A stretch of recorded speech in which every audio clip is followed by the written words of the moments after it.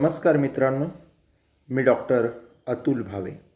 मंजिल उन्हीं को मिलती है जिनके सपनों में जान होती है।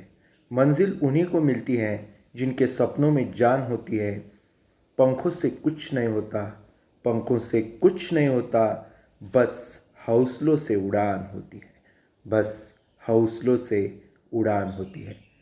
मित्रांनो, आपल्याला जर जिंकायचं असेल तर आपली इच्छा बुलंद असली पाहिजे, आपली इच्छा तीव्र असली पाहिजे आणि त्याला प्रयत्नांची जोड निश्चितच असली पाहिजे आणि त्याबरोबरच प्रॉपर गायडन्स, योग्य मार्गदर्शन हेही असलं पाहिजे. मित्रांनो, आजच्या सेवा क्षेत्रामध्ये बँका, विमा अशा अनेक सेवा पुरवल्या जात आहेत. यातली सगळ्यात फास्टेस्ट ग्रोईंग इंडस्ट्री, सर्वात वेगानं वाढणारी आणि प्रचंड एम्प्लॉयमेंट ऑपॉर्च्युनिटीज, रोजगाराच्या संधी असलेली अशी इंडस्ट्री म्हणून आज आपण बँकेकडे बघतो. जागतिकीकरण, उदारीकरण, खाजगीकरण याच्यामुळं बँकिंगच्या क्षेत्रात देखील मोठ्या प्रमाणात वाढ झाली. ई बँकिंगसारख्या गोष्टींमुळं आज कम्प्युटरायझेशन मोठ्या प्रमाणात झालेलं आहे. मित्रांनो, बँकिंगच्या क्षेत्रात अनेक प्रकारच्या रोजगाराच्या संधी आज उपलब्ध आहेत.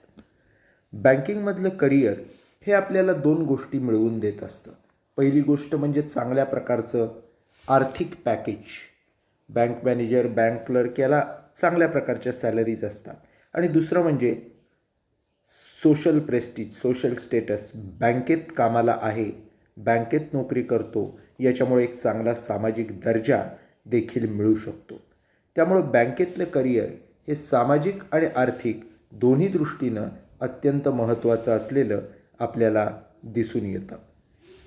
मित्रांनो, आता या बँकिंगमध्ये जर आपल्याला करिअर करायचं असेल तर नक्की काय शैक्षणिक पात्रता लागते, वय किती पाहिजे, परीक्षा कोणत्या द्यायला लागतात, पगार किती मिळतो, बँकेत कोणत्या कोणत्या अपॉर्च्युनिटीज आहेत, त्याच्या परीक्षा नक्की कशा असतात, या सगळ्याची डिटेल्ड माहिती या व्हिडिओच्या माध्यमामधनं मी तुम्हाला देणार आहे.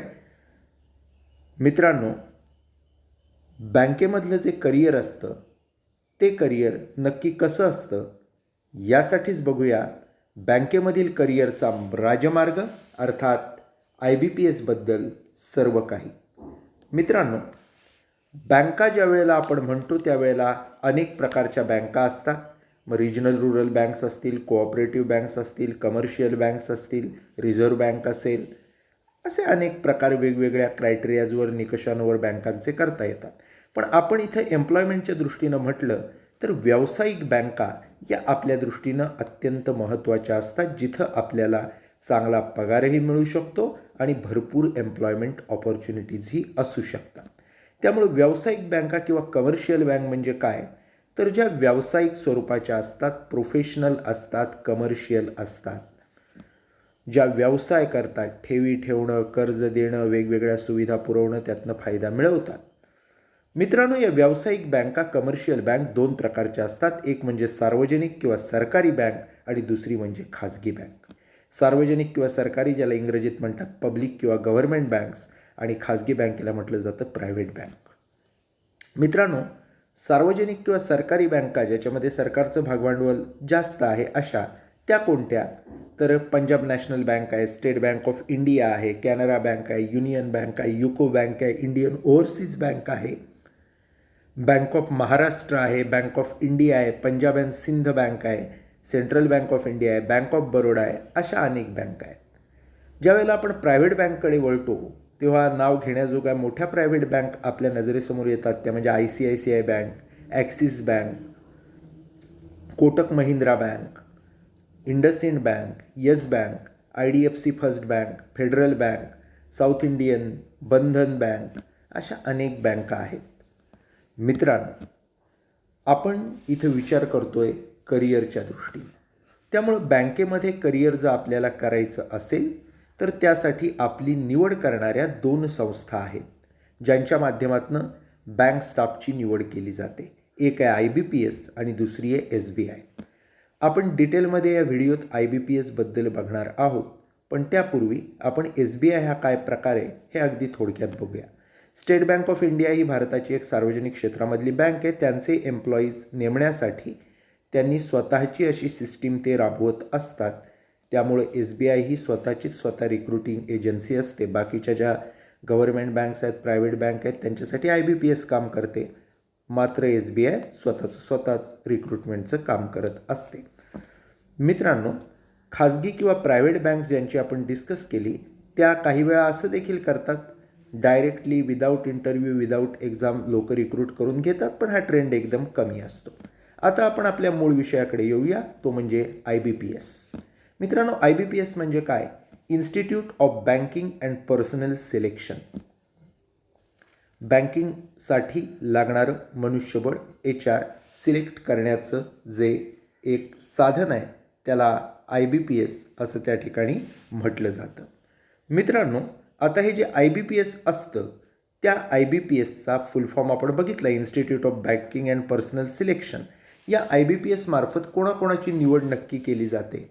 तर मित्रांनो, IBPS मार्फत ज्यांची निवड होते असे काही ठराविक घटक आहेत. पहिला घटक त्याच्यामधला तो म्हणजे बँक प्रोबेशनरी ऑफिसर, दुसरा घटक बँकेमधले क्लर्क, तिसरा घटक रिजनल रूरल बँकेचे ऑफिस असिस्टंट आणि चौथा घटक रिजनल रूरल बँकेचे ऑफिसर. रिजनल रूरल बँकांची संख्या कमी, त्यात त्यांचे एम्प्लॉई कमी, त्यामुळं RRBचे ऑफिस असिस्टंट आणि RRBचे ऑफिसर या एम्प्लॉयमेंट ऑपॉर्च्युनिटीज अगदी कमी प्रमाणात असतात. प्रामुख्यानं 99% ज्या ऑपॉर्च्युनिटीज असतात त्या बँक प्रोबेशनरी ऑफिसर आणि बँक क्लर्क या 2 पदांसाठीच असतात. मित्रांनो, आता हे पाहिल्यानंतर आपण डिटेलमध्ये बँक प्रोबेशनरी ऑफिसर आणि बँक क्लर्क यांच्या भरती संदर्भात माहिती घेऊया. सुरुवातीला मित्रांनो आपण बघूयात बँक प्रोबेशनरी ऑफिसरबद्दल. बँक प्रोबेशनरी ऑफिसर या पदासाठी काय शैक्षणिक पात्रता लागते, वयाची काय लिमिट आहे, पगाराची काय अपेक्षा आपल्याला मिळू शकतो त्यातून, आणि त्याचबरोबर परीक्षा कशा पद्धतीनं घेतली जात असते, या सगळ्या डिटेलमधल्या गोष्टी आपण बँक प्रोबेशनरी ऑफिसर संदर्भात या ठिकाणी बघणार आहोत. सुरुवातीला मित्रांनो, बँक प्रोबेशनरी ऑफिसर जर आपल्याला व्हायचं असेल तर आपल्याकडं डिग्री असली पाहिजे, पदवी असली पाहिजे. डिग्री किंवा पदवी म्हणजे काय? तर कुठल्याही शाखेची डिग्री, BA असेल, BCom असेल, BSc असेल, अजून प्रोफेशनल डिग्रीज असतील. आजकाल BE झालेले लोक, MBA झालेले लोक, BBA झालेले लोक देखील बँका रिक्रूट करत आहेत. त्यामुळं कॉमर्सचीच डिग्री पाहिजे असं काही नाही. आर्ट्स, कॉमर्स, सायन्स, गरज वाटली त्यांनी डिक्लेअर केलं तर इंजिनिअरिंगमधला MBA झालेला असेही लोक इथं ॲप्लाय करू शकतात. आता न्यू एज्युकेशन पॉलिसी आले त्यामुळे स्पेसिफिक डिग्री आता राहणारच नाही आहे बुवा BCom, BA, BSc, कारण काही विषय BAचे, काही BComचे, काही BScचे असं घेऊन देखील व्यक्ती आता ग्रॅज्युएट होऊ शकतो त्याच्या आवडीप्रमाणे, गरजेप्रमाणे. तर तो वेगळा विषय झाला. तर मित्रांनो, डिग्री असली पाहिजे आपल्याकडं. दुसरी गोष्ट, एज किंवा वय जर आपण म्हटलं तर किमान 20 वर्ष आणि कमाल 30 वर्ष. मिनिमम 20 वर्ष, मॅक्झिमम 30 वर्ष. याच्यामध्ये काही कन्सेशन देखील आहेत. आपण जर OBC कास्टमध्ये असाल, कॅटेगरीमध्ये, तर आपल्याला 3 वर्ष एक्स्ट्रा मिळतात, म्हणजे 33 वर्षापर्यंत बँकिंगची परीक्षा देऊ शकतो. SC ST कॅटेगरीमध्ये असेल तर 5 वर्षाचं कन्सेशन असतं. 35 वर्षापर्यंत बँक प्रोबेशनरी ऑफिसरची परीक्षा देता येते. आणि PWDमध्ये असेल तर अजून 10 वर्षाचं कन्सेशन असतं, म्हणजेच 30 ऐवजी 40 वर्षापर्यंत बँक प्रोबेशनरी ऑफिसरची परीक्षा ही देता येत असते. मित्रांनो, यानंतर महत्त्वाची गोष्ट म्हणजे या बँक प्रोबेशनरी ऑफिसर या पदाची परीक्षा कशा पद्धतीने घेतली जाते. परीक्षा ही 3 टप्प्यामध्ये होत असते बँक प्रोबेशनरी ऑफिसरची. पहिलं असतं पूर्वपरीक्षा, दुसरं असतं मुख्य परीक्षा आणि तिसरं असतं ते म्हणजे मुलाखत. पूर्वपरीक्षा सुरुवातीला होते, मग मुख्य परीक्षा होते आणि त्यानंतर मुलाखत घेतली जात असते. मित्रांनो, आता ही पूर्वपरीक्षा, मुख्य परीक्षा आणि मुलाखत हा काय प्रकार आहे? तर अगदी सोपा आहे. पूर्वपरीक्षा ही सुरुवातीला पहिली चाळणी असते. काय असतं या पूर्वपरीक्षेमध्ये? तर 1 तासाची ही परीक्षा असते आणि 100 गुणांची असते. 3 पेपर या पूर्वपरीक्षेमध्ये 3 विषय थोडक्यात असतात. एकच पेपर असतो 100 मार्काचा 1 तासाचा. कोणते 3 विषय असतात? तर इंग्रजी, इंग्लिश लँग्वेज, दुसरा असतो क्वांटिटेटिव्ह ॲप्टिट्यूड आणि तिसरा असतो रिझनिंग ॲबिलिटी. मित्रांनो, आता एक गोष्ट आपण लक्षात घेतली पाहिजे, ती म्हणजे इंग्लिश, क्वांटिटेटिव्ह ॲप्टिट्यूड आणि रिझनिंग ॲबिलिटी या 3 गोष्टी विचारात घेत असताना पहिली महत्त्वाची गोष्ट म्हणजे इंग्रजी, क्वांटिटेटिव्ह ॲप्टिट्यूड आणि रिझनिंग ॲबिलिटीचा अभ्यास आपण वेगवेगळ्या पुस्तकांच्या माध्यमातून, नोट्सच्या माध्यमातून केला पाहिजे. इंग्लिशसाठी 30 मार्क आहेत, 30 प्रश्न विचारले जातात. क्वांटिटेटिव्ह ॲप्टिट्यूडसाठी 35 मार्क आहेत, 35 प्रश्न विचारले जातात आणि रिझनिंग ॲबिलिटीसाठी 35 मार्क आहेत, 35 प्रश्न विचारले जातात. त्यानंतर प्रीच्या परीक्षेत समजा आपण क्लिअर झालो, मेन परीक्षेसाठी आपलं सिलेक्शन झालं, तर आपली मेन परीक्षा घेतली जात असते. ही जी मेन परीक्षा असते, या मेन परीक्षेला एकूण 200 गुण असतात, ज्यामध्ये 4 पेपर्सचे मार्क हे काउंट होतात. 5वा पेपर हा क्वालिफाईंग असतो. कोणते कोणते पेपर असतात बघा मेन परीक्षेला? कम्प्युटर ॲप्टिट्यूड असतो, जनरल, इकॉनॉमी, बँकिंग याच्याबद्दलचा एक पेपर असतो. त्यानंतर इंग्लिश लँग्वेजचा पेपर असतो, डेटा ॲनालिसिस असतो आणि जो फक्त क्वालिफाईंग पेपर असतो तो रायटिंग टेस्ट सब्जेक्टिव्ह एसेजवरचा असतो. आणि पहिले जे 4 मी डिस्कस केले ते ऑब्जेक्टिव्ह टाईप असतात आणि त्याचे मार्क काउंट केले जात असतात. कसं कसं असतं बघा? कम्प्युटर ॲप्टिट्यूड याच्यासाठी 45 प्रश्न, 60 मार्क आणि 60 मिनिटाचा वेळ.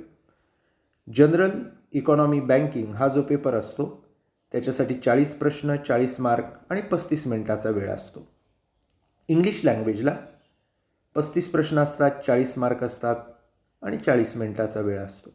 डेटा ॲनालिसिसला 35 प्रश्न असतात, 40 मार्क असतात आणि 45 मिनिटाचा वेळ त्याच्यासाठी दिलेला असतो. तर मित्रांनो, अशा पद्धतीने हे 4 पेपर होतात आणि 5वा जो पेपर असतो तो रायटिंग टेस्ट असते. सब्जेक्टिव्ह एसेज आपल्याला लिहायचे असतात आणि हे एसेजला मार्क नसतात, मात्र त्यात क्वालिफाय होणं हे गरजेचं असतं. अशा पद्धतीनं आपण पहिली प्री जी एक्झाम असते त्याच्यात क्वालिफाय झालेलो असतो. त्यानंतर आपण मेन एक्झाम असते ती क्वालिफाय होतो आणि शेवटी आपल्याला इंटरव्ह्यू देणं हे गरजेचं असतं. इंटरव्ह्यू देत असताना इंटरव्ह्यू स्किल्स आपण लक्षात घ्यायला लागतात, त्यांचा योग्य विचार करायला लागतो. प्री एक्झाम कशी द्यायची, मेन एक्झाम कशी द्यायची, इंटरव्ह्यू स्किल्स कसे शिकायचे याच्या संबंधी वेगवेगळे व्हिडिओज मी याच चॅनलवर अपलोड करणार आहे. ते पाहण्यासाठी निश्चितच तुम्ही हा चॅनल सबस्क्राईब करा.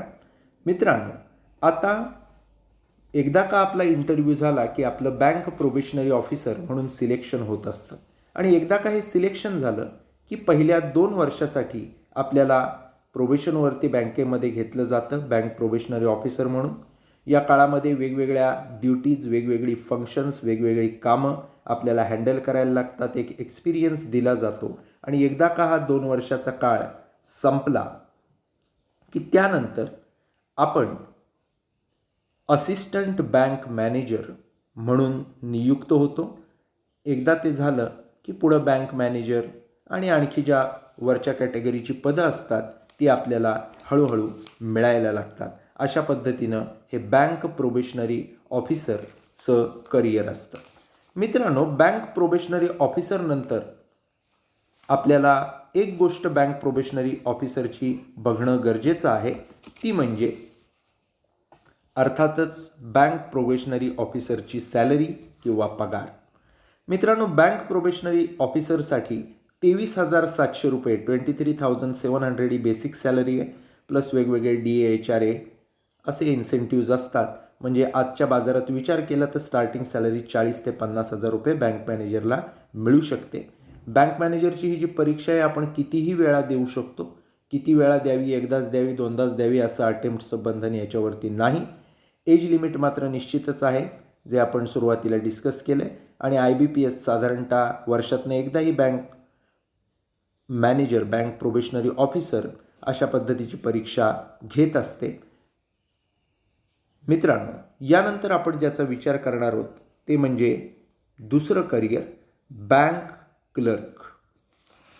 मित्रांनो, बँक क्लर्क हे जे करिअर आहे याच्यामध्ये जर आपण बोलायला गेलो तर बँक क्लर्कसाठी काय करावं लागतं, तर बँक क्लर्क जर आपल्याला बनायचं असेल तर आपल्याला शैक्षणिक पात्रता काय असावी लागते.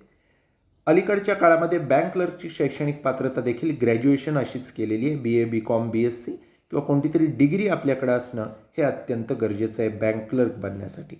एज लिमिटबद्दल म्हणाल तर मिनिमम 20 वर्ष, मॅक्झिमम 28 वर्ष. तिकडं प्रोबेशनरी ऑफिसरला मॅक्झिमम 30 वर्ष होती, इकडं 28 वर्ष आहेत. कन्सेशन बोलायचं झालं तर OBC जर आपण असू तर 3 वर्षाचं कन्सेशन आहे. 28 ऐवजी 31 वर्षापर्यंत आपण बँक क्लर्कची परीक्षा देऊ शकतो. त्याच्यानंतर आपण जर SC ST असू तर 5 वर्षाचं एज कन्सेशन आहे. आपण वयाच्या 33 वर्षापर्यंत बँक क्लर्कची परीक्षा देऊ शकतो. जर आपण PWD असू तर 10 वर्षाचं कन्सेशन आहे. आपण साधारणतः 38 वर्षापर्यंत ही परीक्षा देऊ शकतो. मित्रांनो, वयाचं बोलून झाल्यानंतर आणि शैक्षणिक पात्रतेनंतर आता नक्की परीक्षा काय स्वरूपाची असते याबद्दल आपण माहिती घेऊयात. आपल्याला जर बँक क्लर्क बनायचं असेल तर आपल्याला जी परीक्षा द्यावी लागते ती 2 टप्प्यात असते, पूर्व परीक्षा आणि मुख्य परीक्षा. मित्रांनो, आता पूर्व परीक्षा आणि मुख्य परीक्षा देऊन आपण क्लर्क बनू शकतो. प्रोबेशनरी ऑफिसरला आपल्याला पूर्व परीक्षा, मुख्य परीक्षा आणि तिसरी गोष्ट असते इंटरव्ह्यू. बँक क्लर्कला असा कोणताही इंटरव्ह्यू नसतो. मुख्य परीक्षेचा निकाल जाहीर झाला, सिलेक्शन झालं की तो जॉईन होऊ शकतो. इंटरव्ह्यूची प्रोसेस त्याला पार करावी लागत नाही.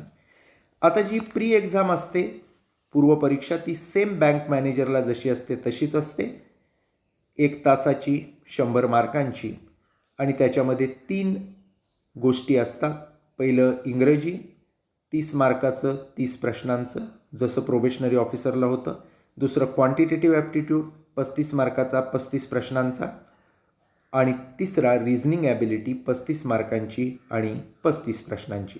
त्यामुळे 1 तासात हे 100 मार्काची परीक्षा देऊन, ऑब्जेक्टिव्ह टाईप परीक्षा देऊन आपल्याला बँक क्लर्कची पूर्व परीक्षा द्यायची असते. आणि एकदा काही प्री एक्झाम आपण क्वालिफाय झालो की आपण कुठे येतो, मेन एक्झामकडं येतो. आता बँक क्लर्कची मेन एक्झाम जी आहे ती बँक प्रोबेशनरी ऑफिसरपेक्षा वेगळी आहे. याचं कारण बँक क्लर्कचं काम हे बँक प्रोबेशनरी ऑफिसरपेक्षा वेगळ्या स्वरूपाचं असतं. आता काय स्वरूपाची ही परीक्षा असते मेन एक्झाम, तर बँक क्लर्कची जी मेन एक्झाम असते त्याच्यासाठी 4 पेपर्स विचारले जात असतात. कोणते कोणते पेपर असतात, तर पहिला असतो जनरल फायनान्शियल अवेअरनेस.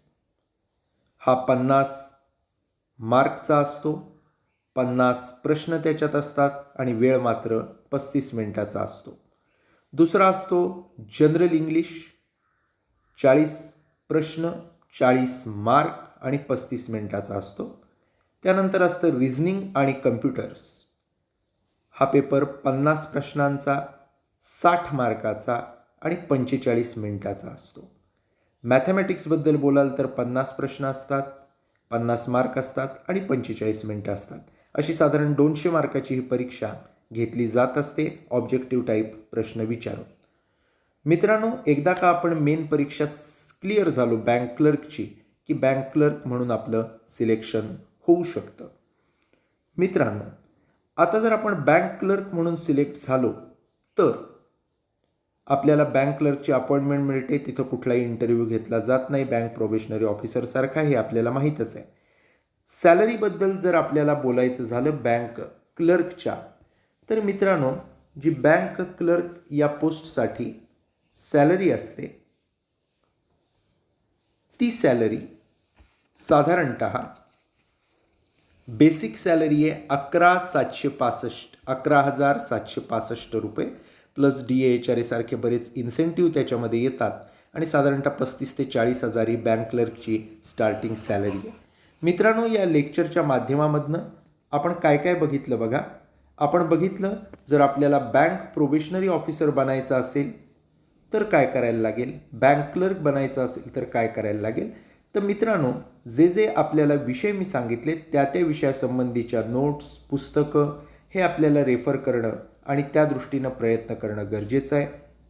कोणते पुस्तकं रेफर करायचे, तयारी कशी करायची यासंबंधी एक व्हिडिओ येणाऱ्या काळात पुढच्या काही दिवसात मी अपलोड करणार आहे. ही माहिती कशी वाटली त्यासाठी लाईक करा, कमेंट करा, आपल्या मित्रांना शेअर करा आणि निश्चितच हे चॅनल सबस्क्राईब करा. म्हणजे या परीक्षेची तयारी कशी करायची यासंबंधीचे माझे पुढचे व्हिडिओ तुम्ही विनाविलंब पाहू शकाल. थँक्यू. धन्यवाद.